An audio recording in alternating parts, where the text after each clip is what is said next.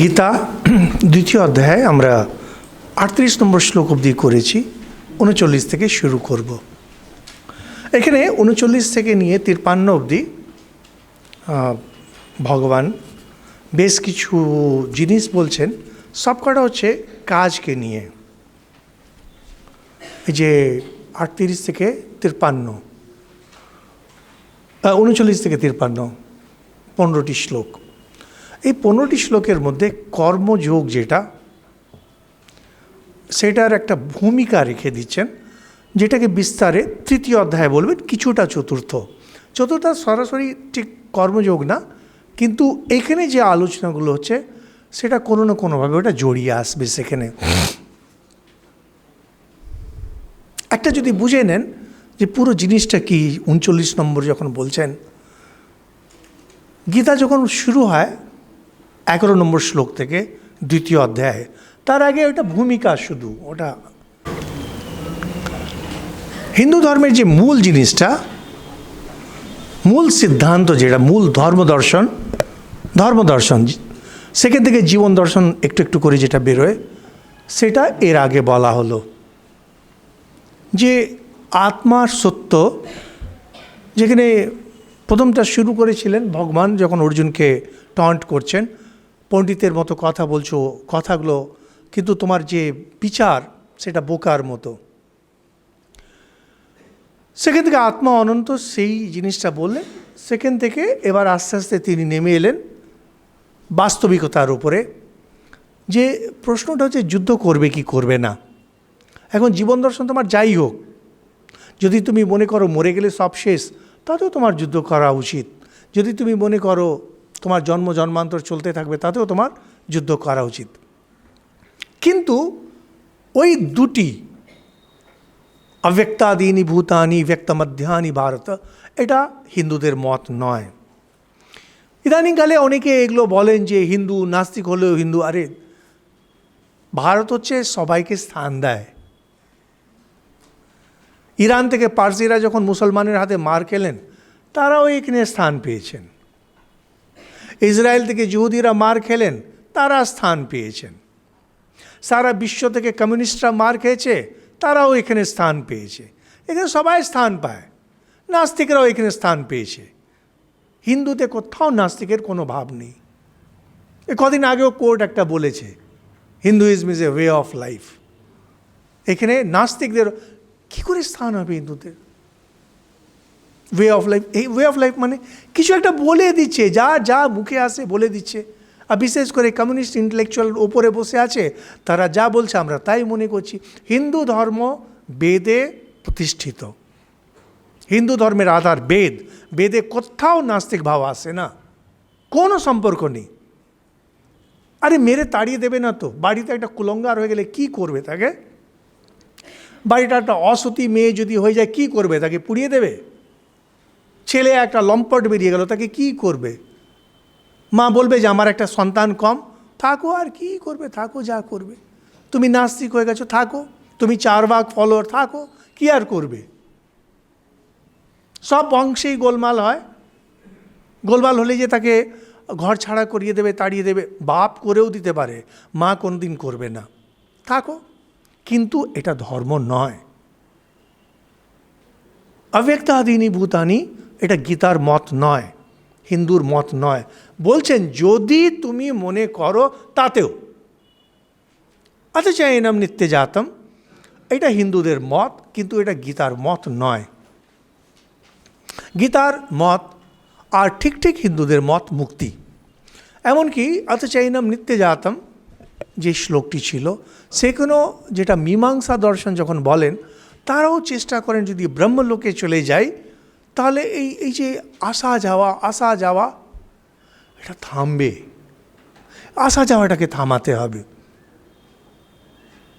একটা সাময়িক মুক্তি হোক, কিন্তু মুক্তি, উদ্দেশ্য মুক্তি। হিন্দুদের একমাত্র জীবন দর্শন মুক্তির উপরে আধারিত। এটা জেনে গেলেন তো তাতে কি হবে? জেনে গেলে তো কিছু হয় না। না, আমরা তো কত কি জানি।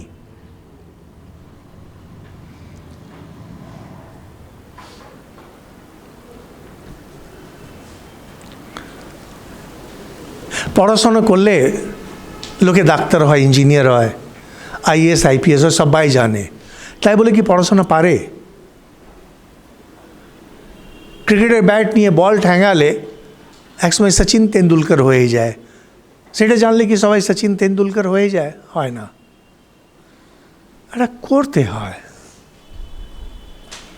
কিন্তু ডাক্তার, ইঞ্জিনিয়ার, ক্রিকেটার এইরকম হওয়ার জন্যে করে করে করে একটা জায়গায় একটা কার্যকে পুরো করার জন্য আপনি কারণ লাগিয়ে চলে গেলেন। এমনকি মীমাংসা দর্শনকে যদি মানেন, চৈনম নিত্য জাতম, সেখানেও আপনাকে করে বেদে যজ্ঞ করে করে করে স্বর্গ প্রাপ্তি হয়ে যাবে। অদ্বৈত জ্ঞানে সেটা হয় না। অদ্বৈত জ্ঞান জ্ঞান, ওটা কোনো কর্মের ফল না, ওটা কোনো উপলব্ধির কোনো কিছু নেই, এটা জ্ঞান। আপনি ভুলে গেছেন আপনি কে, আসলে আপনি ভুলে গেছেন আপনি কে, আপনাকে জেনে যেতে হবে, হয়ে গেল, শেষ। সেটা আলাদা জিনিস। কিন্তু সেই যদি জানতেও আপনাকে হয়, ওয়াক করতে যদি হয়, আপনাকে মাঠে নামতে হবে। মাঠে যখন নামবেন, এখান থেকে গীতা পুরো দমে শুরু হয়ে যায়। গীতার যেখানে বৈশিষ্ট্য যে এটা তুমি করবে কি করে।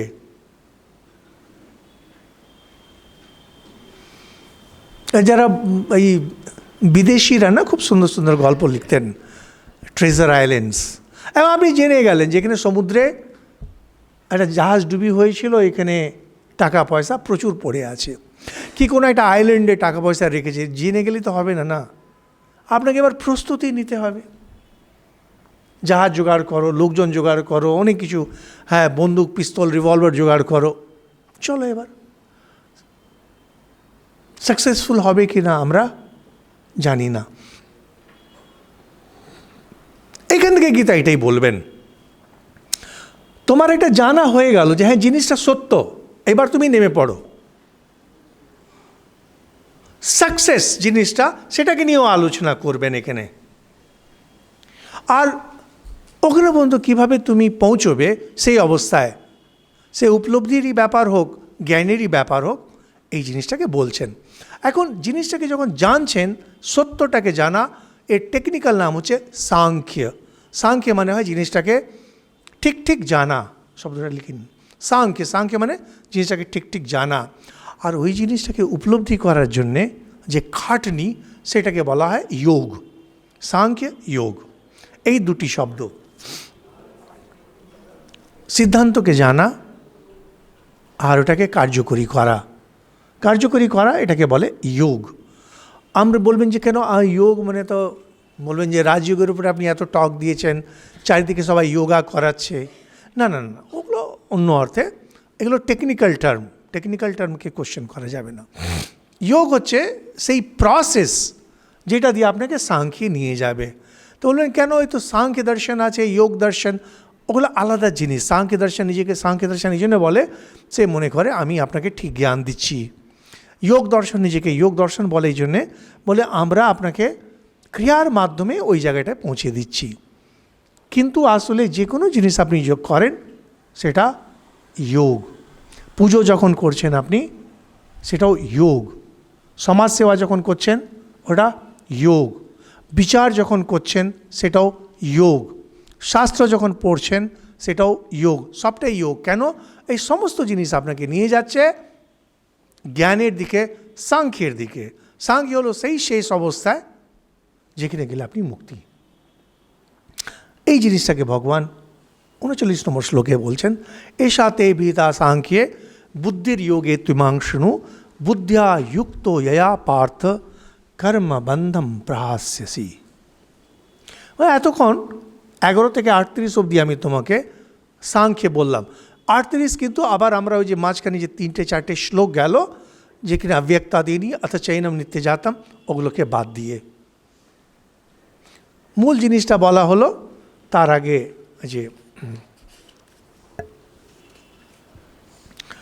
এই অব্যক্তয়ম অচিন্ত্যয়ম 25 নম্বর, তো 11 থেকে 25, 11টাকেও যদি বাদ দিয়ে দেন, ওই 12-13টা শ্লোকের মধ্যে পুরো হিন্দুদের যে হিন্দু দর্শনের যে প্রাণ বা হিন্দু দর্শনের যে আত্মা সেটাকে রেখে দেওয়া হয়েছে।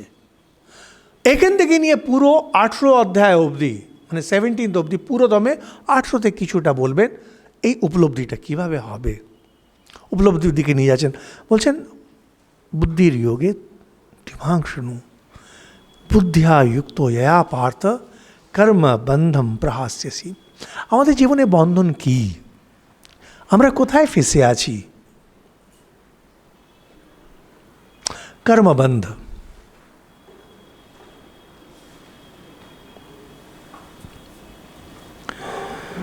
কর্মবন্ধ, আমরা যে কাজগুলো করে এসেছি, আমরা আগে একটা টার্ম ব্যবহার করেছিলাম অবিদ্যা কাম কর্ম।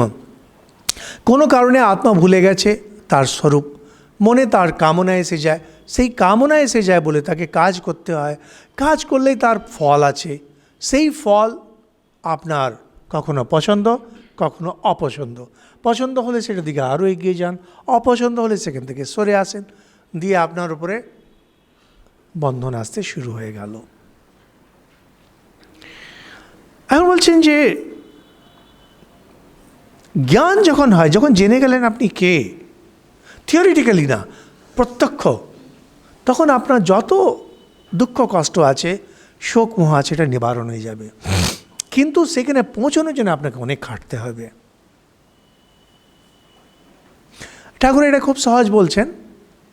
আগেকার দিনে লোকে ভাং খেত, তো বলছেন সিদ্ধি সিদ্ধি বললে নেশা হয় না, গায়ে মাখলেও নেশা হয় না, খেতে হয়।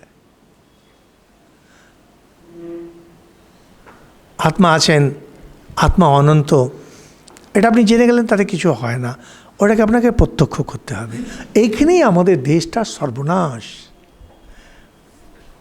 একবার আমাদের সেই দিল্লি আশ্রমে একজন পণ্ডিত আসতেন মহারাজদের পড়াতে। কদিন পড়ানোর পরে বললেন, এই রামকৃষ্ণ মিশনের মহারাজদের না কোনো দিন পড়ানো যাবে না। বলছেন পূর্বপক্ষ জানার আগেই আপনারা সিদ্ধান্ত জেনে গেছেন। জিনিসটা যে খেটে খেটে খেটে ওখানে যেতে হয়, সেটা জানার আগেই আপনি সিদ্ধান্ত জেনে গেছেন। ঠাকুর বলে দিয়েছেন ব্রহ্ম সত্য জগন মিথ্যা, ঠাকুর বলে দিয়েছেন ঈশ্বর দর্শন হচ্ছে জীবনের উদ্দেশ্য। এই কথাগুলো আপনি জেনে গেছেন, ফলে আপনি আর কিছু শিখবেন না। তাহলে কি আপনি মহাপুরুষ? কিছুই না, কারণ এটা আপনার তো হয়নি না। যতক্ষণ ওই জ্ঞানটা আপনার না হয়ে যায়, ততক্ষণ আপনি কিছুই না। যখন আপনাকে জানিয়ে দেওয়া হলো জ্ঞানটা, আপনাকে এবার খাটতে হবে সেটা উপলব্ধির জন্যে। যদি না করেন, এবার আপনি সর্বনাশ। কারণ আগে অ্যাটলিস্ট বোকা ঝোকা ছিলেন, নিজেকে মনে হতো আমি সাধারণ, একটু খাটতেন, এখন সেটাও গেল। ঈশপ নিষেধে যারা মন দিয়ে শুনেছেন, সেখানে দেখবেন ওই যে 11 নম্বর 12 নম্বর মন্ত্রে বলছেন যে অন্নম তম প্রবিশন্তি ইয় বিদ্যাম উপাসতে ততো ভূয়েবতে তমো ইয়ো বিদ্যায়াম রতা। কর্ম করছো না, তুমি সাধনা করছো না, উপাসনা, আর ফটর ফটর ফটর ফটর কালকে মন্ত্র মেরে যাচ্ছ, তুমি আরও গোল্লায় যাবে। হিন্দুরা এই ফটর ফটর বলা এই জিনিসটাকে মানেন না। ইন্টায়ার সন্ন্যাসী সম্প্রদায় যে ভারতবর্ষের এই যে ডুবিয়ে রেখেছে, কারণটাই হলো ফড়র ফড়র ফড়র ফড়র করে দুটো শ্লোক শুনিয়ে যায়। এইটাকে স্বামীজি কাটলেন রামকৃষ্ণ মিশনের স্থাপনা করে। কাজ করো, কাজ করো, স্কুল চালাও, হাসপাতাল চালাও, ডিসপেন্সারি চালাও। সমাজে কত ভালো ভালো স্কুল আছে, তাতে আমাদের কিছু আসে যায় না। এটা ছেলের মঙ্গলের জন্য, আমার নিজের মঙ্গলের জন্যে। এত ভালো ভালো হাসপাতাল আছে কলকাতায়, সেখানে আমার হাসপাতালের কি দাম? দাম এই জন্য যে মুক্তি তাতে আমার হবে, তোমার না। যে কোনো কাজ সন্ন্যাসী যখন করে, সমাজের জন্য করে না, করে নিজের জন্যে। কারণ যে আবর্জনা মনে জমে আছে, ওই ডিপিটা যেটা জমে আছে, যদি সেটাকে আবর্জনাকে পোড়াতে যদি হয়, একমাত্র কাজ দিয়ে পোড়াতে হয়। একটা টিভিতে আমার ইন্টারভিউ নিচ্ছিলেন, তো বললেন যে, কথায় কথায় বলছিলেন যে আপনাদের এখানে যাদের ঈশ্বর দর্শন হয়েছে তারা কি আপনাদের সঙ্গে শেয়ার করেন যে ঈশ্বর দর্শন হয়েছে? বললাম, শেয়ার করলে তো আমরা তাকে পাগলা গারদে ঢুকিয়ে দেব। যদি কোনো মহারাজ বলেন তার ঈশ্বর দর্শন হয়েছে, তাকে আমরা পাগলা গারদে ঢুকিয়ে দেব। এটা কি কথা? কারণ যাদের এটা হয় তাদের ওই ক্ষমতাটাও এসে যায় নিজেকে আটকানোর, আর অন্যান্য জিনিস দিয়ে বোঝা যায় যে ইনি একটা উচ্চ মানুষ। তো বলছেন আপনার তো এরকম 35-40 বছর হয়ে গেল, কিছু হলো?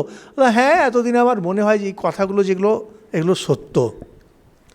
এত বছর আপনি এটাই করলেন। আমার কপাল খারাপ, আমি আর কি করব। বাকিরা বেশি লাকি, আদার্স আর মোর লাকি, যে তারা প্রথমে বুঝে গেছে এগুলো সত্য। কারণ আপনার মন একটা বঞ্জর ভূমি, যেখানে দুনিয়ার আবর্জনা, সেখানে অগাছা জন্মে আছে। কাটুন ওই অগাছাগুলোকে কাটুন, ট্র্যাক্টর লাগান, লাঙল লাগান, জুতে জুতে জুতে জুতে গোবর দিয়ে যান, মাটি একটু হবে, তারপরে সেখানে ঠাকুরের যে কথাগুলি রয়েছে এটা বীজ রূপে পড়বে, তবে কিছু হবে।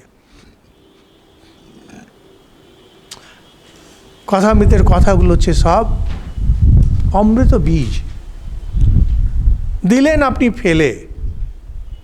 চারিদিকে পার্থেনিয়াম, ওই যে একটা আমেরিকান গমের সঙ্গে এসেছিল অগাছা, বিষাক্ত গাছ, কোথায় হারিয়ে যাবে আপনার বীজ, খুঁজে পড়ে থাকবে। আগে ওই অগাছাগুলোকে পরিষ্কার করুন, জল দিতে থাকুন, আবার অগাছা বেরোবে। ওই খাটনি যদি না থাকে কোনোদিন কিচ্ছু হবে না। Never never never never. ওই খাটনিটাকে এবার ভগবান 39 নম্বর শ্লোক থেকে বলতে শুরু করেছেন। তো বলবেন যে তা আমরা তো অনেক ভালো, আমরা তো কত খাটি বাড়িতে, রান্না বান্না, ছেলে পিলে, সেটা ওরা দেখাবে না, ওটা সর্বনাশ করবে। তাহলে ওই যে দক্ষিণেশ্বর মন্দির আর কালীঘাট মন্দির, এগুলো যে পূজারীগুলো, তারা তো ভগবানকে নিয়েছে দেখাবেন না, তারও ডিফেক্ট আছে, সিরিয়াস প্রবলেম সেখানে আছে। কাজ করলেই হলো না। না, অ্যাটলাস ঘাড়ের উপরে পুরো পৃথিবীকে ধারণ করে আছে, সেটা কি তার কত তো কাজ করছে, তাহলে কি তার মুক্তির পথে যাবে? কিছুই না, ওই পাথরও ওখানেই পড়ে থাকবে। আর মন্ত্র জপ করলে যদি মুক্তি হয়ে যেত, তাহলে এই সিডি প্লেয়ারগুলোতে এখন ওম ভূর ভুবস্বর ট্যাক্সিতেও শুনতে পারবেন, তাহলে টেপ রেকর্ডারটাও তার মুক্ত হয়ে যেত, ট্যাক্সিটাও মুক্ত হয়ে যেত।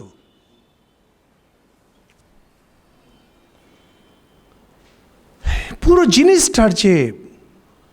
জিনিসটা কি, এটা এই 15টি শ্লোকে ভগবান ব্যাখ্যা করছেন, আর এটাকে আরও ইলাবোরেট করবেন এরপরে 15টি অধ্যায়ে। তো বলছেন, যখন মানুষ যোগে প্রতিষ্ঠিত যখন হয়, তো বলছেন যোগে তো তৎপ্রাপ্তি উপায় নিঃসঙ্গতয়া। ফার্স্ট কন্ডিশন কাজের হবে নিঃসঙ্গ, এটা লিখে নিন। কাজের প্রথম কন্ডিশনই হচ্ছে নিঃসঙ্গ, এটা আমার কর্তব্য, আমাকে করতে হবে, ফার্স্ট কন্ডিশন।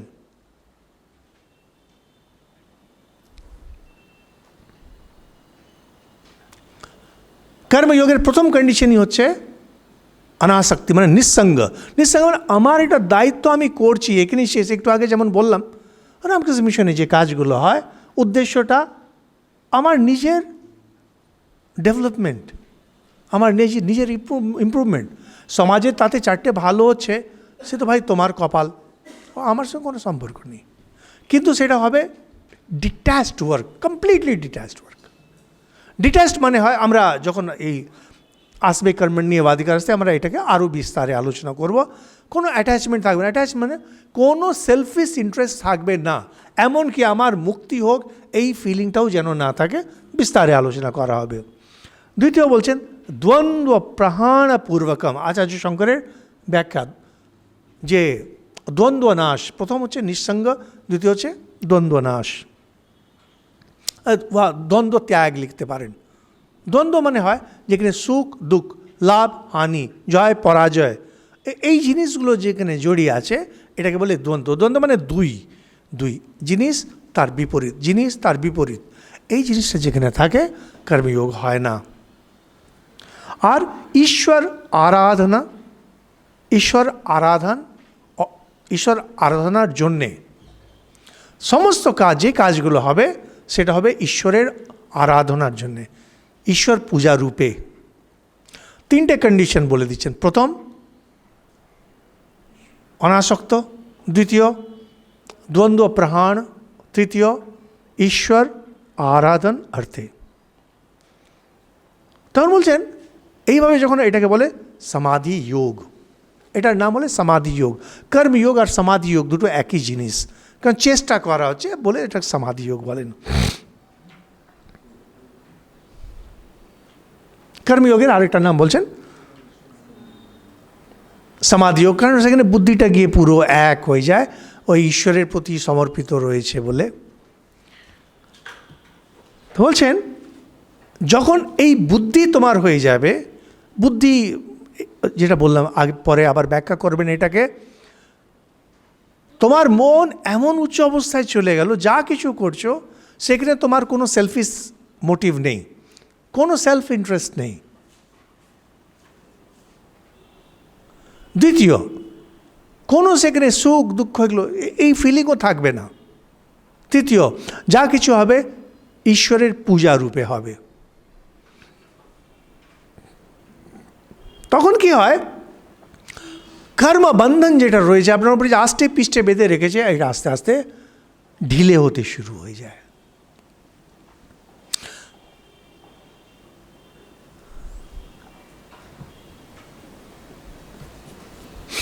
এটা এমনি বাচ্চাদের গল্প শুনলে এটা বুঝতে পারবেন। বলছে আর রাজা আর প্রচণ্ড খারাপ একজন অফিসার ছিল। তো রাজা ফেড আপ হয়ে গেছে তার জ্বালায়, তাকে বলছে যে তুমি যাও এই নদীর ঢেউগুলো কাউন্ট করো, চুরি যাতে আর না করতে পারে। সে ওখানে গিয়ে নদী পাড়ে বসে চেয়ার লাগিয়ে টেবিল লাগিয়ে কোনো নৌকোকে আর ঢুকতে দিচ্ছে না। কেন? রাজা আমাকে ঢেউ গুনতে বলেছে, তোমার নৌকো এলে আমার ঢেউ কাউন্টিংয়ে গোলমাল হচ্ছে। আরে ভাই, মাল নামাতে হবে, টাকা ছাড়ো, মাল নামাও। সেখানে সেই ঢেউ গুনছে, তাতেও সেই টাকা, তারপরে বিরাট লম্বা সেই রাজা রানীর ঝগড়া লাগিয়ে দিয়েছে, আর কী সব বিরাট কিছু। শেষে রাজা বলল, বাবা তুমি যা চুরি চামারি করছিলে তোমার পোস্টে, তুমি তাই করো, তোমাকে আর এগুলো করতে হবে না।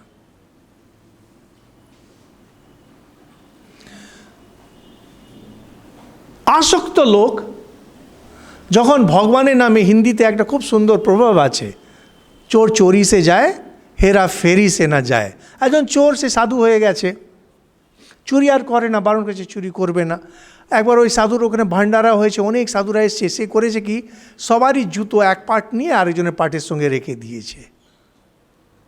সাধু বাবারা যখন এসে সেই জুতো আর কেউ খুঁজে পায় না, এক পা পাচ্ছে আর এক পা পাচ্ছে না, ছাড়তে পারে না ওটা।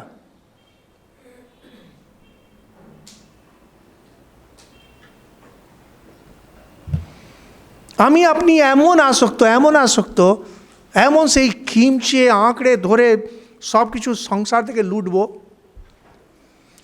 গুরু বলে দিয়েছেন এই নে ঠাকুর তোর ইষ্ট, কৃষ্ণ তোর ইষ্ট, দিয়ে পরের দিনই হাজির হয়ে গেলাম, ঠাকুর আমার ছেলে যেন চাকরি হয়, ঠাকুর আমার মেয়ের জন্য বিয়ে হয়, ঠাকুর, সেখানেও ঢুকে যাচ্ছে।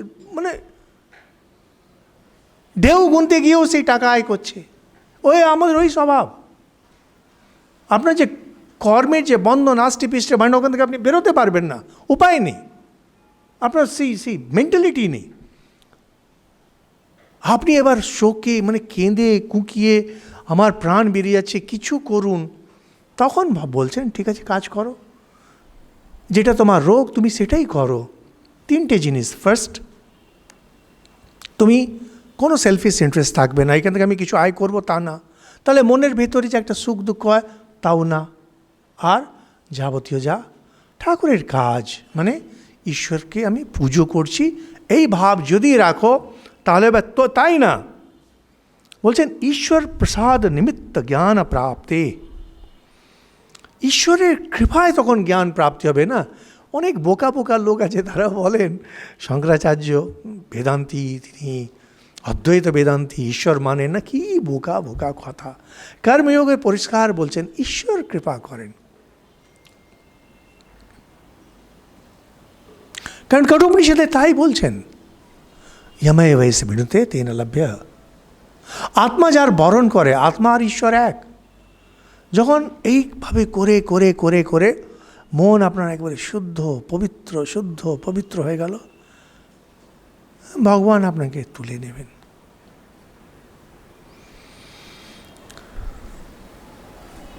আসল ধর্ম নকল ধর্ম। নকল ধর্ম মানে হয়, আমরা ইংলিশে ওটাকে বলি রিলিজিয়ান। আসল ধর্ম মানে স্পিরিচুয়ালিটি।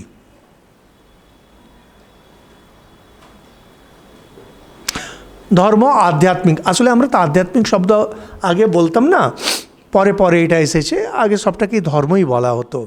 কিন্তু ঠিক ঠিক ধর্ম বলতে যেটা বোঝায়, আর এমনি চলতি ধর্ম যেটা বোঝায়।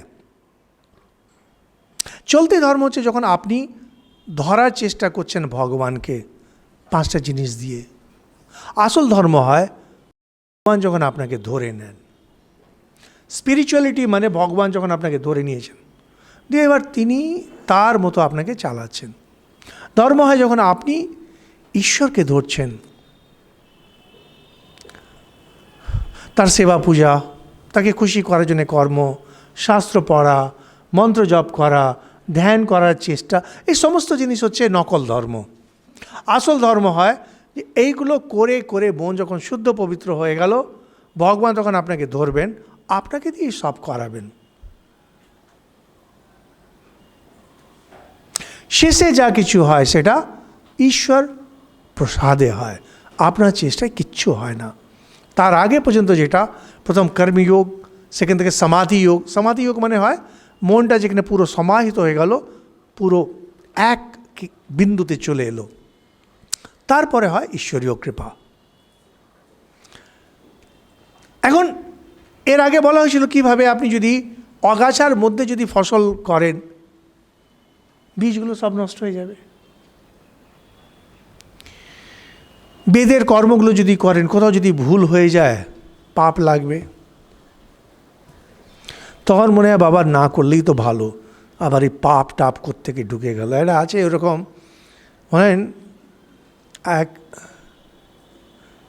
শিব ঠাকুর ছিলেন এক জায়গায়, শিবলিঙ্গ। সেখানে একজন ভিল, সে সারাদিন শিকার করে ওই মাংসগুলো, মরা পশুগুলোকে রেখে মন্দিরের ভেতরে ঢুকে আর শিবলিঙ্গের উপরে পা রেখে শুয়ে থাকতো। আর সেখানে আর এক ভক্ত যেত, তিনি আবার বেলপাতা গঙ্গা জল দিয়ে পুজো করতেন। ওই পুজো করতে গিয়ে পা লেগে গেছে। তো বলে ভগবান শিব রেগে মেগে করে ত্রিশূল ধারণ করে এক্ষুনি তোকে শেষ করে দেবো। তবে ক্ষমা করুন করে বলছেন, প্রভু একটু আমার পা লেগে গেল, তাতে আপনি এত, আর ওই ভিলটা রোজ আপনার মাথায় পা রেখে শুয়ে থাকে, তার কিছুই করে না। বলে ও বেটা আমাকে মানে না, তো ওকে কী করবো আমি, তুই মানিস বলে তোকে মারছি। তার মনে বাবা তা থেকে না মানাই ভালো, দূরে থাকাই ভালো। এই পুজো করে যজ্ঞ করে আমার যদি দোষই হয়, থাক বাবা, আমার লাগবে না। বলছেন নেহা বিক্রম নাশোস্তি প্রত্যবায়ো ন বিদ্যতে স্বল্পম অপ্যস্য ধর্মস্য ত্রায়তে মাতো ভয়াত। অবিক্রম নাশ হয়, ধীরে ধীরে ধীরে ধীরে জিনিসটা নাশ হয়ে যাবে। যেমন মানুষের হেলথ ধীরে ধীরে নাশ হয়। কি আপনি, আপনার ক্ষেত আছে, ক্ষেতে আপনি ফসল দিলেন, মানে বীজ বপন করলেন, ঠিকভাবে জল দিলেন না, ঠিকভাবে খাদ দিলেন না, তখন কী হবে? আস্তে আস্তে আস্তে বীজটা শুকিয়ে যাবে। যে কোনো রিলেশনশিপ যদি আপনি নিয়মিত জল না ঢালেন, রিলেশনশিপটা শুকিয়ে যাবে। অবিক্রম নাশ, একমাত্র মা আর সন্তান, মা আর ছেলে যে সম্পর্ক, সেটাই একমাত্র টিকে থাকে। বাকি যত রিলেশন, দুই ভাই, তারও রিলেশন আস্তে আস্তে নষ্ট হয়ে যায় যদি তাতে নিয়মিত জল না ঢালা হয়। বলছেন কর্মযোগে এটা হয় না। কর্মযোগে অভিক্রম নাশ হয় না। তুমি যতটা করলে করা থাকবে, এরপরে যখন আসবে ওখান থেকে আবার শুরু হবে। জন্ম জন্মান্তর, এমনকি এক জন্মে করে ছেড়ে দিলে তারপরে 4 জন্ম কিছুই করলে না, 5ম জন্মে যখন করবে আবার জিনিসটা ওখানেই দাঁড়িয়ে থাকবে, ওটা নাশ হয় না। প্রত্যবায়ো না বিদ্যতে, বেদে যে যজ্ঞগুলো করলে যদি দোষ হয়ে যায়, পাপ লেগে যায়, বলে মন্ত্র দীক্ষা যদি নিয়েছেন জপ ধ্যান না করেন পাপ লাগে।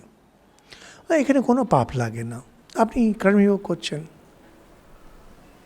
যতটা করলেন থাকলো। আপনি আমি আর পারছি না, ছেড়ে দিন, কোনো প্রবলেম নেই। কিছুদিন পরে আপনি আবার নিন, যতটা ভালো করেছেন ঠিক সেখান থেকে শুরু হবে। আমরা এটা খুব ক্রুড এক্সাম্পল দিতে পারি, বলে সাইকেল চালাতে যদি বাচ্চা বয়সে শেখেন সে নাকি কোনো দিন আর ভোলে না। সাঁতার কাটতে যদি শিখে নেন সে কি জীবনে ভোলে না। ঠিক তেমনি কর্মযোগ যদি শিখে নেন কোনো দিন আর যাবে না। আপনি 30 বছর সাইকেল চালালেন না, তারপরে যেমনি নেবেন একটু ডকবক করে আবার ওটা চলতে শুরু হয়ে যায়। স্বল্পম অভ্যাস ধর্মসে, একটু যদি প্র্যাকটিস করেন, অল্প একটু প্র্যাকটিস করেন, তাতেও ত্রায়তে মহতো ভয়াত, এই যে জীবনের যে ভয় না, সংসার ভয় নাশ হয়ে যায়। স্বামীজি যখন কর্মযোগ লেকচার্স দিয়েছেন তিনি এই জিনিসগুলোকে, এই যে কর্ম, এটাকে নিষ্কাম কর্মকে আনসেলফিশ বলতেন। উনি বলতেন এটা যে unselfishness is more paying, only people do not have the patience to practice it. নিঃস্বার্থভাবে যদি কাজ করা হয়, কর্মযোগ যদি করা হয়, সঙ্গ আসক্তি ত্যাগ করে যদি করেন, সবসময় ওর ফল অনেক বেশি হয়। কারণ তখন কি হয়, পুরো দমে কাজ করেন। কিন্তু যদি ফলের আকাঙ্ক্ষা নিয়ে করেন, একটা মন তার থাকে যে আমার লাভ হবে কি না। আপনি যখন একটা কাজ করেন সেখানে যদি লেগে থাকে যে আচ্ছা লোকে আমার প্রশংসা করবে কি না, আচ্ছা লোকে কি দারুণ বলবে না এরকম করলে, মনের একটা ছোট্ট পোর্শন চলে যায় ওই চিন্তা করতে। কিন্তু যিনি ওগুলো ভাবেন না, তার পুরো দমটা লেগে থাকে কাজে, ফলে কি হয়, কাজটা অনেক সুপিরিয়র হয়। বাচ্চারা যখন কোনো কাজ করে, যখন আমাদের নিন্দা করে তখন এটাই বলা হয় কি বাচ্চার মতো একটা কাজ করছো। কারণ বাচ্চা কাজ করে না, বাচ্চা খালি অ্যাপ্রিসিয়েশন চায়, কি দারুণ করলাম। মায়েরা যখন করেন কোনো অ্যাপ্রিসিয়েশনের জন্য করেন, জানে রান্না এরকমই করবে, নিজের ভালোবাসার জন্য করছেন, সন্তানের জন্য করছে কিনা, প্রাণ ঢেলে বেস্ট। কোনো দিন এরকম হবে না যে কালকের খাওয়া আজ থেকে ভালো ছিল, এই জিনিসটা আসবে না। ইউনিফর্ম পুরো প্রাণ ঢেলে সমস্ত রিসোর্সেসকে লাগিয়ে দেবে সে। এটাই কিন্তু যখন একটা পার্টি করে, 5 জন গেস্ট আসে, তখন কিন্তু এলোমেলো, একটু মাথায় খালি চিন্তা আছে, ও আসছে কি বলবে না বলবে, এনার্জি ওখানে বেরিয়ে চলে যায়, পাত্রে একটা ফুটো হয়ে গেল। এটা 40 নম্বর শ্লোক না, কর্মযোগের ফল আগেই বলে দিচ্ছেন কি হয়। কোথাও একটা মিস যদি করে যায় তাতে কোনো পাপ হয় না। প্র্যাকটিস যদি না করা হয় অভিক্রম নাশ হয় না। একটু প্র্যাকটিস যদি করা হয় তাতেও জীবনে শান্তি আসে। তো যেমন দেখবেন ওষুধ যদি না খান আপনি ঠিকভাবে ফল দেবে না। অনেক সময় ভুল ওষুধ খেয়ে গেলে বিপরীত ফল হবে। কর্মযোগে এগুলো হয় না। দিয়ে বলছেন তাহলে যোগ, এই যে কর্মযোগ, সেখান থেকে সমাধি যোগ, এটা কি বলছেন, ওয়ান পয়েন্টেডনেস, একটা জিনিস, এটাই হলো সমাধি যোগ। 41 নম্বর শ্লোক যখন শুরু হয়, ব্যবসায়াত্মিকা বুদ্ধি রেখে হে কুরুনন্দন বহু শাখায় অনন্তাশ্চ বুদ্ধयो ব্যবসায়ী নাম। বুদ্ধি অব্যবসায়ী নাম, ব্যবসায়ী অব্যবসায়ী দুটো টার্ম নিয়ে, ব্যবসায়ী অব্যবসায়ী। 40 নম্বর শ্লোকে শেষে যেটা বলছেন, স্বল্পম অপ্যস্য ধর্মস্য ত্রায়তে महतो भयात ভয় কিসের? জন্ম মৃত্যু চক্র। আমাদের সমস্যা হয়, আমরা এই জন্মটুকুকে দেখেছি বলে আমরা আমাদের সমস্যা বুঝতে পারি না। যারা আরেকটু অ্যাডভান্সড তারা বুঝতে পারেন কীভাবে জন্মেছি, মরব, রিবার্থ, ডেথ, এই সাইকেলটা ঘুরছে ঘুরছে ঘুরছে, এইটা থেকে আমাকে বেরোতে হবে। তার একটা যে হালকা আমরা একটা যে হিন্ট পাই, সেটা হচ্ছে শোক আর মোহ। নিত্য যে আমরা কষ্টগুলো পাচ্ছি, আজকে এটার দুঃখ, কালকে ওটার মোহ, এটাতে আমরা একটা হিন্ট পাই কীভাবে সব কিছুর মূলে কী রয়েছে, জন্ম মৃত্যু চক্র। যার জন্য ভগবান বুদ্ধ যখন বলছেন জন্ম মৃত্যু চক্র, এটা উপরে খুব বেশি জোর দিয়েছেন। ও বলছেন বেরোনোর উপায় কি, যেটা এখানে বলছেন কর্মযোগ। তো কর্মযোগীর তিনটে কন্ডিশন বলা হয়েছিল। প্রথম বলছেন, যখন বলেছিলেন প্রথম, যে নিঃসঙ্গ, ডিট্যাচমেন্ট মানে where you don't have self interest, selfishness নেই, স্বার্থ নেই। আর দ্বন্দ্ব প্রহাণ, সুখ দুঃখ যেটা মনে পাই সেটাকেও ছেড়ে দেওয়া। আর তার সঙ্গে যে কোনো কাজ ঈশ্বরের পুজো রূপে। এই তিনটে জিনিস যেটা করছেন, ওর পেছনে কিন্তু রয়েছে একটা সিঙ্গল প্রিন্সিপাল, ব্যবসায়াত্মিকা বুদ্ধি, ব্যবসায়ী বুদ্ধি। ব্যবসায়ী বুদ্ধি হচ্ছে ওয়ান পয়েন্টেডনেস, যে আমার একটাই জিনিস চাই, একটি ওয়ান সিঙ্গল থিং, সেটা হলো জন্ম মৃত্যু চক্র থেকে বেরোনো, বা এই শোক মোহ থেকে বেরোনো। দেখবেন যারা ওই ক্রিমিনালসরা, অনেক সময় ক্রিমিনালস, ওদের থাকে একটা বদলা নিতে হবে, ভেঞ্জিয়েন্স। তাহলে ওয়ান পয়েন্ট, এইকে মারতে হবে আমাকে। আর্মি যখন বড় যুদ্ধ হয়, সেকেন্ড ওয়ার্ল্ড ওয়ার আদিতে, একটা আর্মি ইউনিটকে বলে দিল গো ক্যাপচার দিস। ওদের মাথায় তখন ওই একটাই আছে, আমি যত লোক মরে আমার যাই হোক, আমাকে এইটাই করতে হবে। I have to capture this, nothing else matters. কে মরলো, কে বাঁচলো। যারা যোগী, যারা নিজেকে যোগী বলেন, যোগী বলতে কিন্তু সবাই,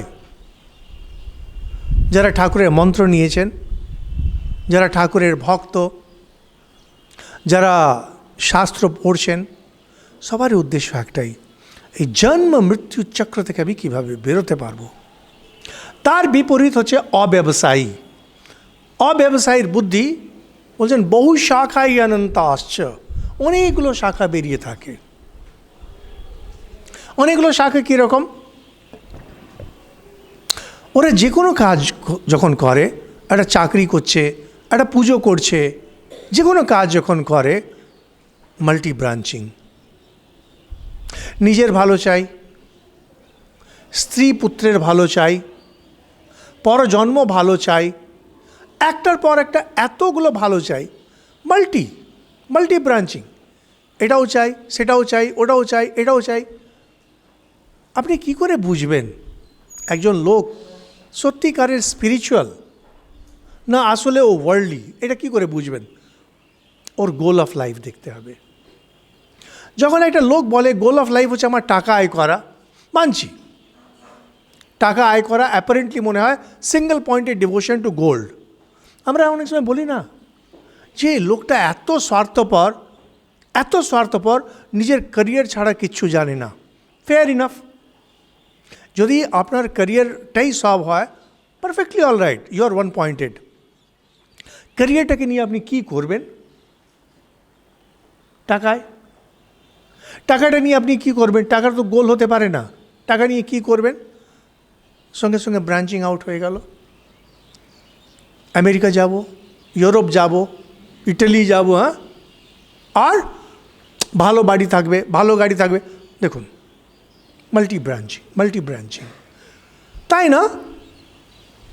যখন কাজ করে তখনও যারা যোগী, তারা যখন করেন ওয়ান সিঙ্গল ওয়ার্ক। মাল্টিটাস্কিং নেই এদের, মাল্টি ব্রাঞ্চিং, মাল্টিটাস্কিং দুটোর মধ্যে কোনোটাই থাকে না। একবার এরকম IIM ইন্দোরে আমি টক দিচ্ছিলাম, হ্যাঁ, ক্লাস সেশনস ছিল, সেখানে এক্সপ্লেন করছিলাম যে কীভাবে মাল্টিটাস্কিং করতে নেই। তো স্টুডেন্টসরা বলছে, এর আগে আমাদের এক প্রফেসর বলে গেলেন যে ম্যানেজমেন্টে মাল্টিটাস্কিং কত ইম্পর্টেন্ট। হ্যাঁ, মাল্টিটাস্কিং করতে পারো, but you will end up being second grade managers. Multitasking, এটাও করছি, এটাও করছি, এটাও করছি, মাল্টি ব্রাঞ্চিং, এটার জন্যে করছি, ওটার জন্য করছি। জীবনে টাকাও চাই, জীবনে নামও চাই, জীবনে সিকিউরিটি চাই, জীবনে ভালো স্ত্রী চাই, জীবনে ভালো সন্তান চাই, এতগুলো জিনিসের দিকে যাচ্ছেন, তার মানেই আপনি সংসারী।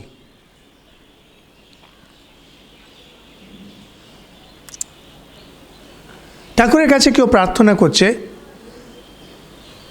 দিনের পর দিন, দিন 7 দিন 10, তাকে খালি জিজ্ঞেস করুন ঠাকুরের কাছে আপনি কি প্রার্থনা করছেন, ভেতর থেকে আপনি কি চাইছেন। যদি দেখেন অনেকগুলো জিনিস, আজকে এটা কালকে সেটা, তাহলে এসেন্সিয়ালি সে সংসারী, সে যোগী না। সংসার বৃক্ষকে যদি উপড়ে ফেলতে হয় তখন ব্যবসায়ী বুদ্ধি আনতে হয়। ব্যবসায়ী বুদ্ধি হচ্ছে ওয়ান সিঙ্গল গোল। তাহলে কি সবাই সন্ন্যাসী হয়ে যাবে? নেভার। যে সংসারে আছে তার উদ্দেশ্য কিন্তু হচ্ছে কর্মযোগ। তার উদ্দেশ্য হচ্ছে আমি কিভাবে ঠিকভাবে কাজ করব, কর্মযোগ করব। আমার যে বাড়ি, আমার যে স্ত্রী, আমার যে সন্তান, আমার যে চাকরি, সব কটার উদ্দেশ্য কিন্তু হলো একটাই, আমাকে ধীরে ধীরে ধীরে মুভ করে নিয়ে যাবে মুক্তির দিকে। সংসার যে বন্ধন, এই বন্ধনের খণ্ডন করার দিকে, অন্য কোনো উদ্দেশ্য নেই। স্বামীজি যখন অনেকবার এই কথা বলছেন, ভারতবর্ষকে নিয়ে যখন বলছেন যে তোমার বিবাহ ইন্দ্রিয় সুখের জন্যে নয়, তুমি যখন বিবাহ করছো এটা ইন্দ্রিয় সুখের জন্যে নয়। যে কোনো জিনিস তুমি যদি করছো এটা তোমার সুখের জন্যে না, এটা তোমাকে মুক্তির দিকে নিয়ে যাবে।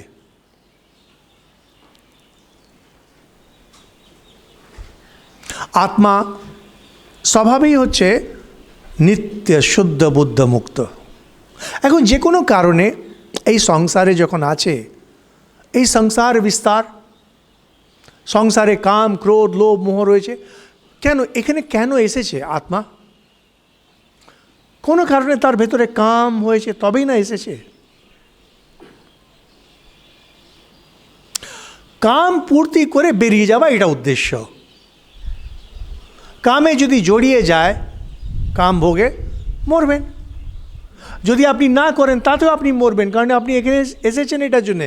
আমি একটা উদাহরণ যেটা দিই, খুব ক্রুড উদাহরণ, but absolutely right.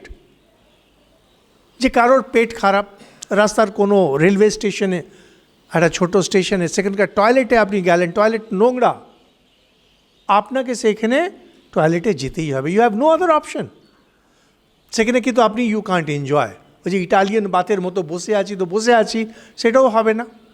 At the same time আপনাকে সেখানে যেতে হবে। সংসার তাই, বিয়ে করতে হবে, সন্তান করতে হবে, টাকা আয় করতে হবে, বাড়ি করতে হবে। উদ্দেশ্য কিন্তু হচ্ছে এখান থেকে বেরিয়ে যাওয়া। এইটা যদি পরিষ্কার না থাকে, যে কোনো anything that you do, anything, যখন টাকা আয় করা হচ্ছে, উদ্দেশ্য হচ্ছে জন্ম মৃত্যু চক্র থেকে বেরোতে হবে। বিবাহ করছে যে আমার ভিতরে কাম বাসনা আছে, সন্ন্যাসী আমি হতে পারবো না, একা আমি থাকতে পারবো না, আমার কোম্পানি দরকার, আমার একজন সঙ্গে থাকা একজন লাগবে, ফাইন, ম্যারিড। কিন্তু সেখানেই শেষ। উদ্দেশ্যটা হচ্ছে জন্ম মৃত্যুর চক্রকে পার করা। আমার মনে এখন অনেকগুলো ইচ্ছা আছে, দেশে বিদেশে এখানে সেখানে যাব। ঠিক আছে, একটু ঘুরে নাও। উদ্দেশ্যটা হচ্ছে অল্প একটু ভোগ করে সমস্ত সব কিছু ত্যাগ করে বেরিয়ে চলে যাওয়া। এটাকে বলছে ব্যবসায়ী বুদ্ধি। অব্যবসায়ী বুদ্ধি সে তো এখন দেখেন না, বিশেষ করে আমেরিকা জবে থেকে এসছে ফিল্ডে, যে নানান রকমের যে বিজনেস মডেলগুলো, এই কোম্পানি দাঁড় করাচ্ছে, এই কোম্পানি ওই কোম্পানিকে খেয়ে নিচ্ছে, ওই কোম্পানি দেওয়ালিয়া করে দিচ্ছে, ব্যাংকরাপ্ট দিয়ে এখান থেকে পালিয়ে গিয়ে অন্য দেশে গিয়ে বসে কি কি কি কি হচ্ছে ভগবান জানে। কিসের জন্য করছে, কার জন্য করছে, কদিন পরে তুমি মরে যাবে, মাঝখান থেকে এত লোককে কষ্ট দিলে সেই লোকগুলো এখন আরও ফেঁসে গেল।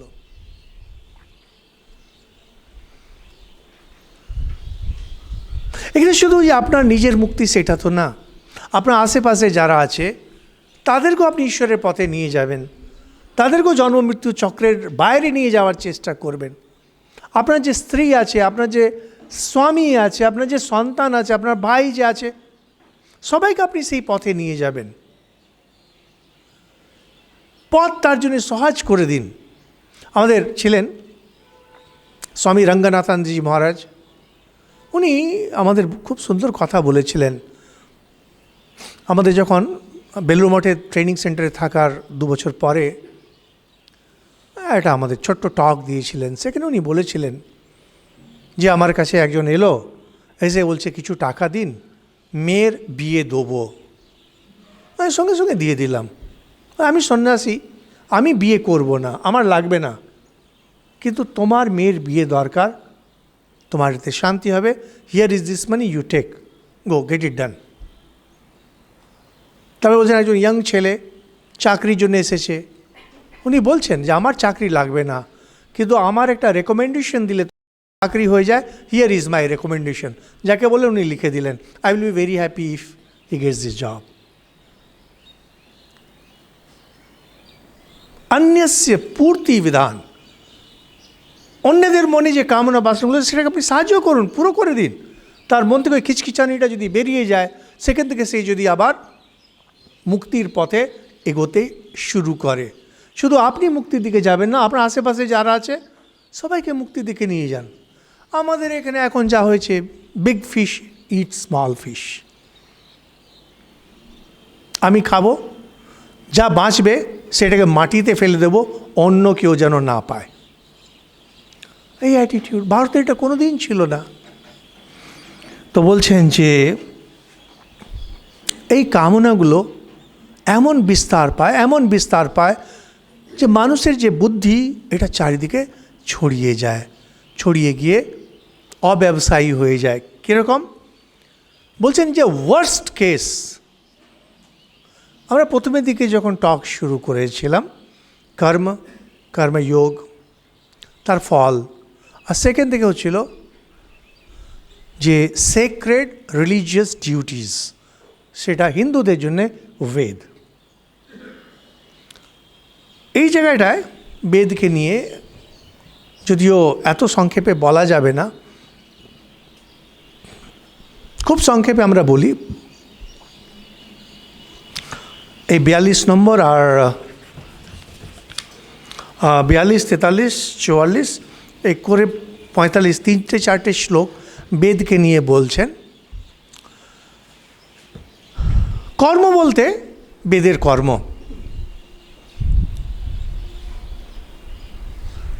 আমরা যেমন বলি সাংসারিক কর্ম আর পুজো, ইদানিংকালে আমাদের কাছে কোথাও একটা যেন ডিফারেন্স হয়ে গেছে।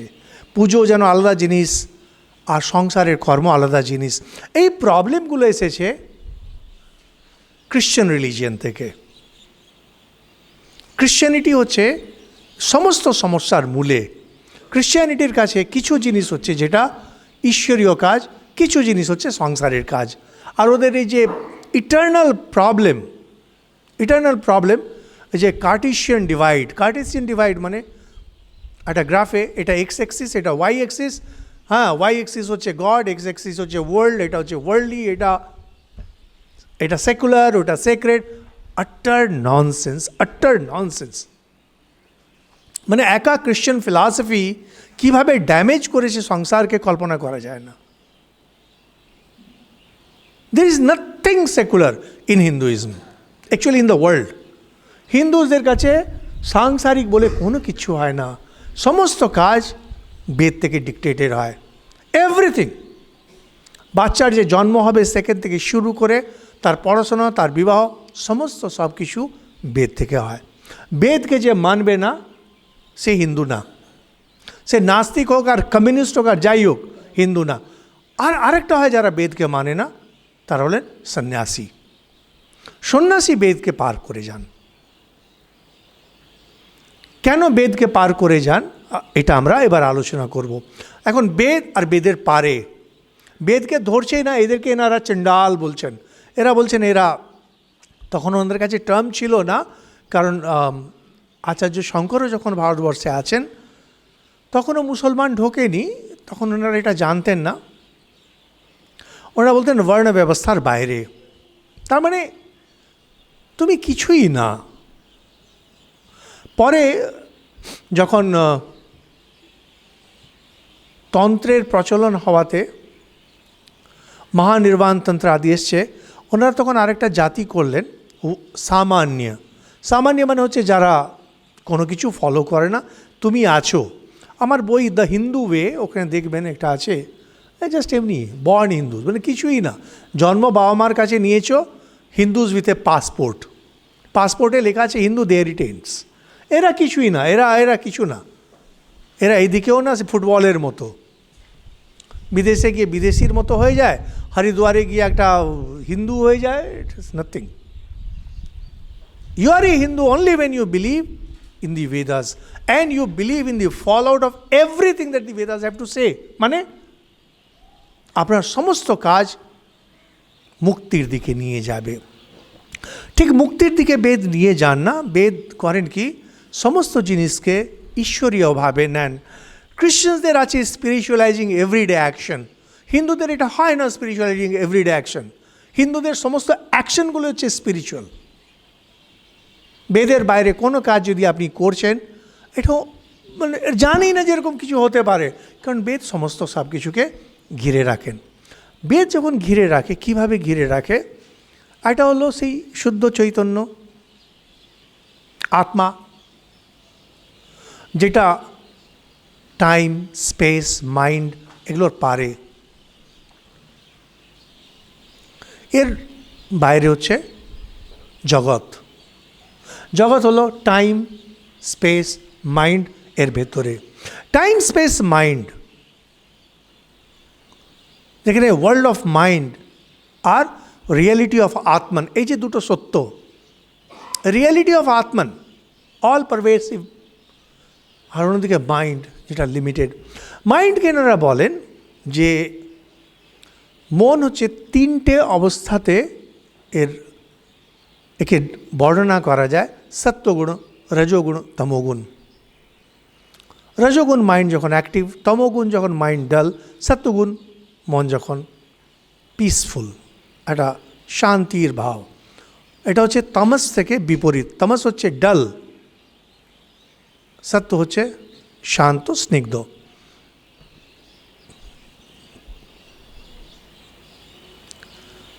বেদ ঠিক ঠিক মনের জগতেই ঘুরঘুর করে, মনের জগতের বাইরে যায় না। তার মানে বেদে যাবতীয় যা কিছু আছে সত্যগুণ, রজগুণ, তমগুণের মধ্যে ঘুরঘুর করছে, কারণ এম্পায়ার অফ মাইন্ড ওর মধ্যে ঘুরঘুর করছে।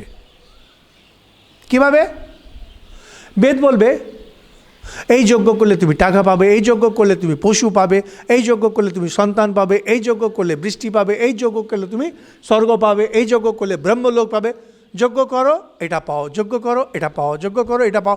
কিন্তু যেখানেই কজিশন আছে, কার্যকারণ সম্পর্ক আছে, সেটাই হয়ে গেল empire of mind. Empire of mind মানে তিনটে গুণের মধ্যে বাঁধা। আর বলছেন বেদের যে ব্রাহ্মণরা যারা এটাকে চালাতেন,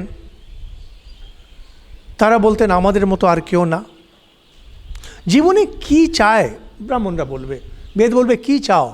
টাকা চাও, এই নাও, যজ্ঞ করো। সন্তান চাও, এই নাও। তুমি অখণ্ড রাজ্যে চাও, অশ্বমেধ যজ্ঞ করো। স্বর্গে যেতে চাও, এই যজ্ঞ করো, আমরা সব তোমাকে দেব। यामिमां पुष्पितां वाचम प्रवदन्त्य विपश्चिता वेदवादरता पार्थ नान्यत अस्तीतिवादिना। যারা বেদের পণ্ডিত, যারা বেদের যজ্ঞ করেন, তারা মিষ্টি মিষ্টি কথা বলেন, এটা পাওয়া যাবে, সেটা পাওয়া যাবে। এই যে এ দেখবেন ইদানিংকালীন অনেক দেবী দেবতা, পপুলার দেবী দেবতা, হ্যাঁ, সেই এখন কি একটা টার্ম হচ্ছে স্পিরিচুয়াল ট্যুরিজম। স্পিরিচুয়াল ট্যুরিজম, কোথায় যাচ্ছেন? আমরা আজকে অমুক জায়গায় যাচ্ছি, ওখানে গেলে কী হয়, আরে ওখানে যা প্রার্থনা করবেন সব পাওয়া যায়।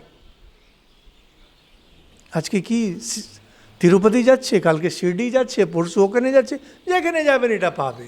আর ওখানকার ওগুলো না, সে মনে যেন এজেন্টের মতো বলবে। হ্যাঁ, আর বাবাজিগুলো আছে তার চালাগুলো, বল বেটা ক্যা, বল বাচ্চা ক্যা চাইয়ে, সব মিলেগা। আরে সব মিলেগা তো আপনি এখানে খালি গায়ে কেন বসে আছেন? যান ভালো করে আপনি থাকুন না। সব যত ফ্রডগিরি, পুরো একটা না একটা রিলিজিয়াস মাফিয়া চালাচ্ছে এগুলো। এইটাই হলো এখানে, এটা বলছেন এই বেদ হচ্ছে ঠিক এভাবে মিষ্টি মিষ্টি কথা বলবে। তোমার কি চাই বলো, টাকা পয়সা। তো বলছেন এই অবিবেকীরা যেটা ভোগের মধ্যে পড়ে আছে, ভোগের মধ্যে এটা চাই সেটা চাই, বেদ কিন্তু সেটাই তোমাকে দিচ্ছে। বেদে যদি প্রার্থনাগুলো দেখেন, ঘুরে ফিরে সেটাই, প্রভু আমার বড্ড কষ্ট দূর করে দাও, প্রভু আমার এটা নেই, এটা করো, এর মধ্যে গুড়গুড় করছেন। কিন্তু বেদান্ত জিনিসটা বেদের বাইরে নিয়ে চলে যায়। এখানে কিন্তু আবার একটু আটকে দিই, সাধারণ মানুষ বেরোতে পারে না। সাধারণ মানুষ, যদি আমরা আজকের সমাজ দেখে যদি কথা বলেন, আজকের সমাজে দেখবেন বেশিরভাগই লোকে ধর্ম জানে না, ধর্ম কথাতে তার কোনো ইন্টারেস্ট নেই। দ্বিতীয় হচ্ছে যারা ধর্মকে মানে কিন্তু ধর্মকে মনে করে কামধেনুর মতো, দুয়ে নাও যা পাওয়া যায়। একদিকে রয়েছে যারা ঠাকুরের কাছে হাত জোড় করে বলে ঠাকুর এটা দাও, ঠাকুর সেটা দাও। অন্যদিকে আছে যারা মনে করে ঠাকুরের গল্প আছে না, কেশব কেশব, সোনার ব্যবসা করে, কয়েকজন এসছে, কেশব কেশব, তোরা বলছে গোপাল গোপাল, একবারে বোকা বোকা বোকা, হরি হরি হরেনি হর হর। এই বাবাজিগুলো চারিদিকে বসে আছে, ভক্তগুলো আসবে কেশব কেশব, তার চেলা বলছে গোপাল গোপাল, টাকা আছে। তাহলে বলে তাহলে মিষ্টি কথা বলবো, হরি হরি হর, দিয়ে সব কটাকে ফাঁকা করে দাও। এক অপরের জন্য সব কামধেনু।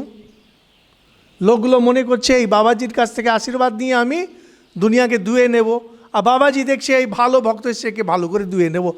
দুজনকে, এর মধ্যে যে বেশি সাকসেসফুল, যে বেশি চালু, সে অপরকে ধুয়ে নিচ্ছে। কোনো ভক্তকে কোনোদিন বড় হতে দেখিনি, সাধু বাবাদেরই বড় হতে আমি দেখেছি। সাধু বাবাদের বুদ্ধি ভালো, হিন্দিতে বলে, হ্যাঁ, ভগত জগৎ কো ঠগত হ্যায়, ভগত ঠগাই সো সন্ত। ভক্ত জগৎকে বোকা বানায়, আর ভক্তকে যে বানাতে পারে সেই হলো সন্ত। এখানে এইটাই বলছেন যে বেদ হচ্ছে জাস্ট এটা, তুমি খেটে যেটা করতে পারবে সেটা তুমি শর্টকাট বেদে দিয়ে তুমি এটা করতে চাইছো। তুমি যদি ঠিক ঠিক ধর্মে প্রতিষ্ঠিত হতে চাও, তুমি যদি যোগী হতে চাও, তুমি জন্ম মৃত্যু চক্র থেকে বাইরে যদি যেতে চাও, বন্ধ করো এটা, গেট আউট অফ দিস। আমি মাম পুষ্পিতাম বাচম, মিষ্টি মিষ্টি যে কথা বলছে, তোমাকে আমি এটা করে দেবো, তোমাকে আমি ওইটা করে দেবো।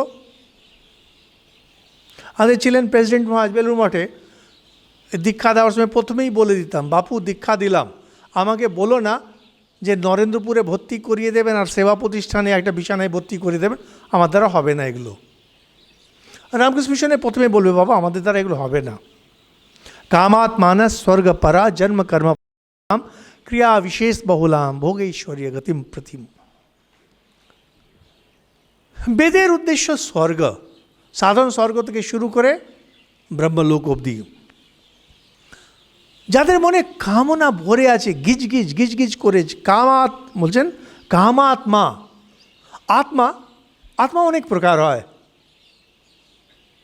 অবিনাশী আত্মা, যেটা আমরা আগে আলোচনা করেছি, দেহাত্মা, আর তার সঙ্গে বলছেন কামাত্মা, যার কনসিয়াসনেস, যার যে সেন্স পুরোপুরি রয়েছে কাম কাম কাম, ভোগ ভোগ ছাড়া আমার কিচ্ছু চাই না।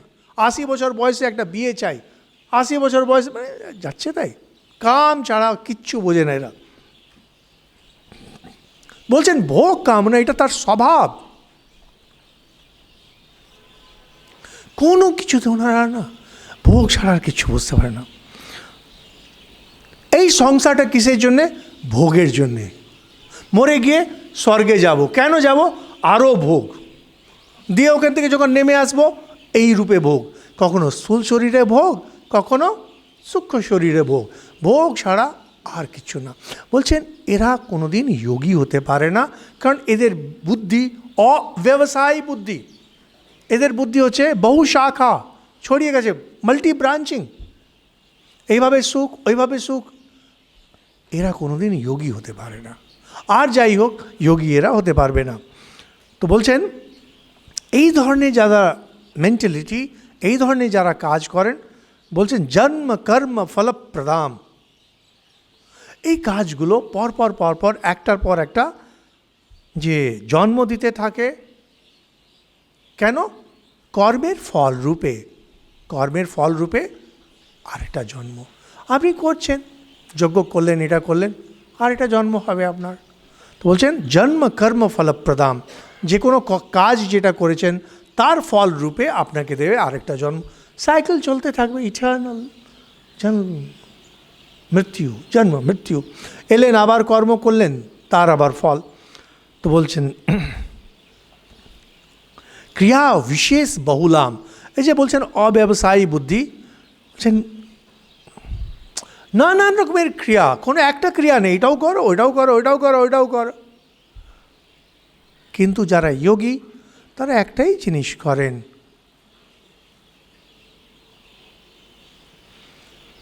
উদ্দেশ্য একটাই, জন্ম মৃত্যুর পারে যাব। মহাভারতে একটা খুব সুন্দর গল্প আছে, আপনারা অনেকবার শুনে থাকবেন, খুব পপুলার গল্প। মহাভারত যুদ্ধের সময় শল্য ছিলেন সারথি কর্ণের, শল্য কর্ণকে তাতাচ্ছেন, তখন এই গল্প বলছেন একটা হাঁস আর একটা কাক। তো একটা কাক সমুদ্রের ধারে থাকতো, আর শেঠজিরা ওরকম খাওয়া দিত, খেয়ে খেয়ে সে নানান রকমের কাক খেলা দেখাতো, তাতে ওকে আরও কিছু খাওয়া ছুড়ে দিত। তো একদিন একটা হাঁস এসেছে, হাঁসের যে গতিটা ম্যাজেস্টিক, সেটা দেখে কাক তখন বলছে আমি 100 রকমের উড়তে জানি, দিয়ে লম্বা বর্ণনা করছেন 100 টাইপস অফ ফ্লাইটস, এরকম পারি এরকম পারি এরকম পারি এরকম পারি, তুমি কিছুই না আমার সামনে। তো হাঁস বলছে আমি সত্যি, আমি একটাই জানি, সোজা যেতে, ছাড়া আমি জানি না। বলছে না, তুমি মানো, তুমি আমার সামনে কিছুই না, কম্পিটিশন হোক, কম্পিটিশন হোক, চলো। যখন যেতে শুরু করেছে হাঁস একবারে স্ট্রেট, ব্যবসায়াত্মিকা বুদ্ধি, সিঙ্গল স্ট্রেট, আর কাক অনেক রকমের কায়দা দেখাচ্ছে। কাকের যে অনেক রকমের কায়দা থাকে না, কত দূর আর কায়দা দেখাবে, সমুদ্রে গিয়ে আর যেতে পারছে না, তারপরে আস্তে আস্তে ওর শক্তিটা ডাউন হয়ে যাচ্ছে, এবার সে পড়ে যাচ্ছে, আস্তে আস্তে পড়ে যাচ্ছে, এদিকে সমুদ্রের ঢেউগুলো উঠছে, সে একবার ওরকম জল মানে ডুবে যাচ্ছে ডুবে যাচ্ছে। তো হাঁস বলছে ওখান থেকে, আরে ভাই তুমি 100 রকমের তো বলেছিলে ফ্লাইট, এইটা তো বলনি এইটাও একটা ফ্লাইট। ও সত্যিই ভাবছে, সিরিয়াসলি ভাবছে যে এটা 1 more টাইপ অফ ফ্লাইট, যেখানে নেমে জল খাবে উঠবে, এটা 100, বলছে এই যে 101st, এটা তো তুমি কখনো বলনি। তো সেই কাকটা মরে যাচ্ছে কোনো রকমে, বলছে ভাই এঁঠো খেয়ে খেয়ে আমার বুদ্ধি চলে গেছে, আমি মরে যাচ্ছি, ক্ষমা চাইছি, বাঁচাও। হ্যাঁ, সরল মানুষ, সে নিজের পাঞ্জা দিয়ে কাকটাকে নিয়ে উড়ে এরকম ছুঁড়ে দিয়েছে, দিয়ে তারপরে কায়দা করে তার নিচে এসে তাকে কাঁধে বসিয়ে নিল, আবার ফেরত নিয়ে এলো, নামিয়ে দিয়েছে। বলছে সেই দিন থেকে কাক বাতিলা মারা বন্ধ করে দিল। ব্যবসায়ী বুদ্ধি, অব্যবসায়ী বুদ্ধি, ওয়ান পয়েন্টেড, মাল্টি ব্রাঞ্চড, এই হচ্ছে তফাৎ। এদের মন শুধু ভোগ ঐশ্বর্য, ভোগ ঐশ্বর্য। এখানে ঐশ্বর্য চাই, ভোগ চাই। তো বলছেন ফলে কি হয়, এরা ঘুরতে থাকে ঘুরতে থাকে। ভোগ ঐশ্বর্য প্রসক্তা নাম তয়া পরিত চেতসাম ব্যবসায়াত্মিকা বুদ্ধি সমাধনা বিধীয়তে। এই জিনিসটাকে কন্টিনিউ করছেন। সমাধি মানে হয় মন।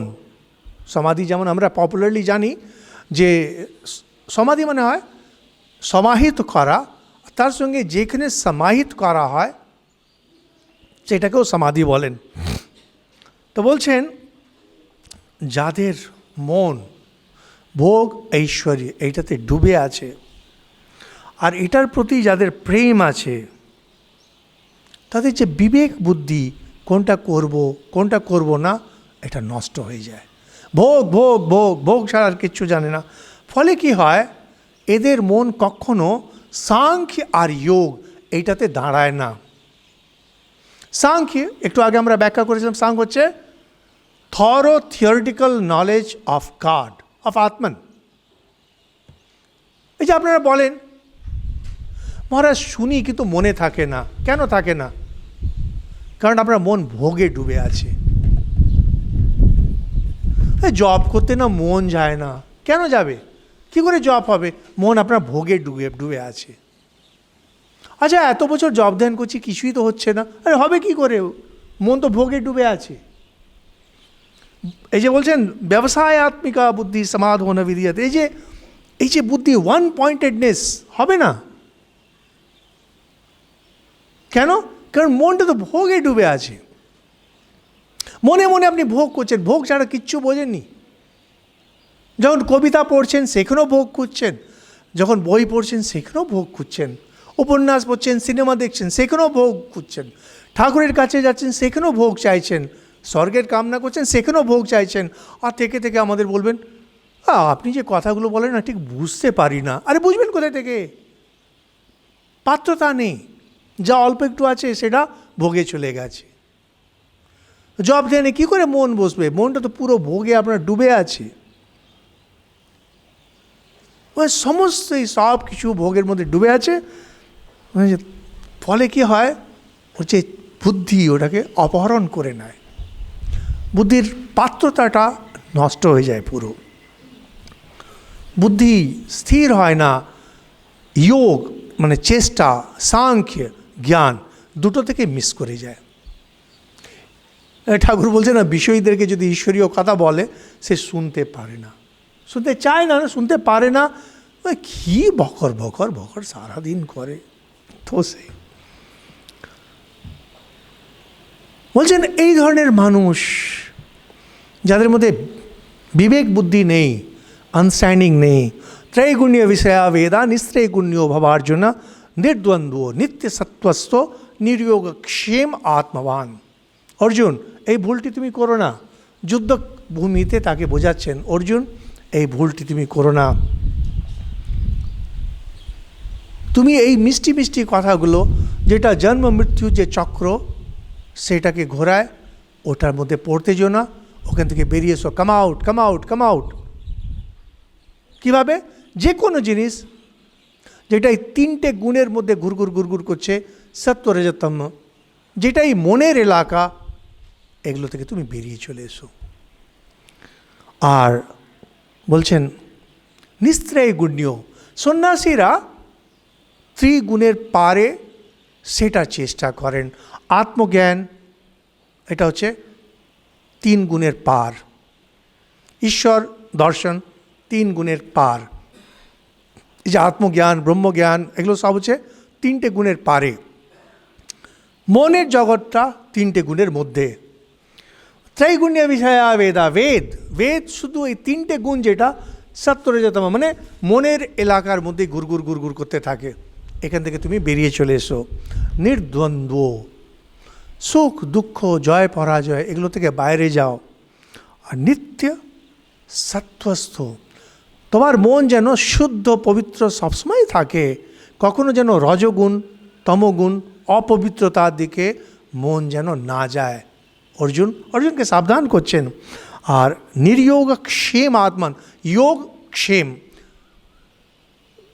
যোগ মানে হয় আপনি একটা জিনিস আপনার কাছে নেই সেটাকে পাওয়ার চেষ্টা, যোগ। ক্ষেম হয় যেটা আছে সেটাকে ধরে রাখা, যোগ আর ক্ষেম।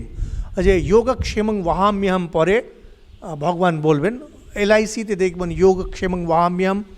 যোগ ক্ষেম, যোগ হলো যেটা নেই সেটা পাইয়ে দেবে, ক্ষেম যেটা আছে সেটাকে ধরে রাখবে। নির্যোগক্ষেম, অর্জুনকে বলছেন যোগ আর ক্ষেম দুটো থেকে বেরিয়ে এসো, কোনো কিছু পাওয়ার চেষ্টা করবে না, যেটা আছে সেটাকে ধরে রাখার চেষ্টা করবে না। আত্মবান, মনটা যেন তোমার সবসময় এই আত্মজ্ঞানে যেন প্রতিষ্ঠিত থাকে। মনের এলাকায় যা কিছু না, অত্যন্ত সহজ ভাষায় যে কোনো ধরনের যে ভোগ সেটা থেকে বেরিয়ে এসো, যোগে প্রতিষ্ঠিত হও। দিয়ে বলছেন যে বেদ আর আত্মজ্ঞান এই দুটোকে কম্পেয়ার করে বলছেন, यावनर्थोदपाने सर्वतः संप्लुतोदके तावान सर्वेषु वेदेषु ब्राह्मणस्य विजानतः। গ্রাম দেশে অনেক ধরনের জলের থাকে, এখানে এই জল সেখানে সেই জল, এই জল স্নানের জন্যে, এই জল খাওয়ার জন্যে, এই জল রান্নার জন্যে, বিভিন্ন রকমের জল দরকার পড়ে। এখনও দেখবেন ইদানিংকালে বলে এটা বাথরুমের জল, এটা কী বলে খাওয়ার জল, এটা ফিল্টার্ড ওয়াটার নেই। কিন্তু যদি চারিদিকে জল জল জল হয়ে যায় তখন আর কিসের জন্য আলাদা করে জল রাখবেন? আমাদের এই ইউনিভার্সিটিতে খুব বাজে জল ছিল, তো ফলে আগেকার দিনে এটা এই জল, এটা গার্ডেনিংয়ের জল, এটা এটা তারপরে বেলুড় মঠে খুব ভালো জলের ব্যবস্থা হয়, এখন ওখান থেকে আসে, এখন কোনো ডিফারেন্স নেই। যে জল খায় যে সেই জল দিয়ে স্নান হয়, সেই জলটাই মুখ ধোয়া হয়, সেই জলটাই বাগানে যায়, সব জায়গায় ওই এক জল। বুঝছেন, আত্মজ্ঞান সেই জলের মতো সমস্ত সব কিছুকে বন্যার মতো ভাসিয়ে দেয়। আত্মজ্ঞান যেটা উপনিষদ আদিত ঐক্যকে নিয়ে বলছেন, আত্মজ্ঞান যার হয়ে গেল, যেমন ঠাকুর যখন সেই অবস্থায় প্রতিষ্ঠিত, যা কিছু তিনি দেখবেন। ঠাকুর এটা খুব সহজভাবে দেখাচ্ছেন কিভাবে মা কালীর কাছে সব কিছুর জন্য যাচ্ছেন। হাত ভেঙে গেছে, মা কালী। নরেন মানছে না, মা কালী, এটা হচ্ছে মা কালী। মনে সংশয়, মা কালী। বেদ এটা করবে না। বৃষ্টি চাই, এই যজ্ঞ করো, সন্তান চাই, ওই যজ্ঞ করো, টাকা চাই, ওই যজ্ঞ করো, সব করার জন্য আল্লাহ আল্লাহ আল্লাহ আল্লাহ। এত আল্লাহ আল্লাহ তুমি কেন রাখবে? একটা রাখো, কি আত্মজ্ঞানের দিকে যদি চলে যাও, ও তোমার সমস্ত কামনা পূর্তি করে দেবে। সেটার জন্য তোমাকে করতে হবে কি, কর্মণ্যেবাধিকারস্তে মা ফলেষু কদাচন। এটা আমরা এর পরের দিন ধরবো। জয় ঠাকুর।